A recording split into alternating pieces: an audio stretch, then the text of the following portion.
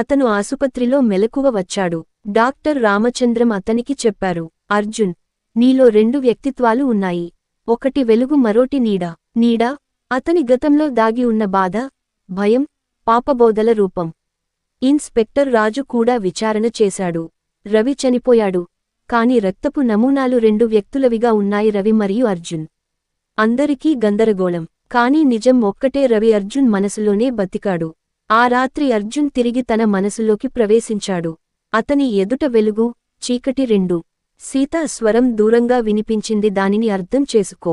అర్జున్ చేతులు విప్పి అన్నాడు, వెలుగు నీడ రెండూ సమతుల్యం కావాలి. ఒకటి లేకపోతే మరొకటి ఉండదు. ఆ క్షణంలో రవి రూపం అతనిలో కలిసిపోయింది. వెలుగు మరియు చీకటి ఒకటయ్యాయి. కొన్ని రోజుల తర్వాత గ్రామంలో చిన్న పిల్లలతో అర్జున్ కూర్చుని కథలు చెబుతుంటాడు. ఒక పిల్లవాడు అడిగాడు, అర్జున్ అన్నయ్యా, నీడలు ఎందుకు వస్తాయి?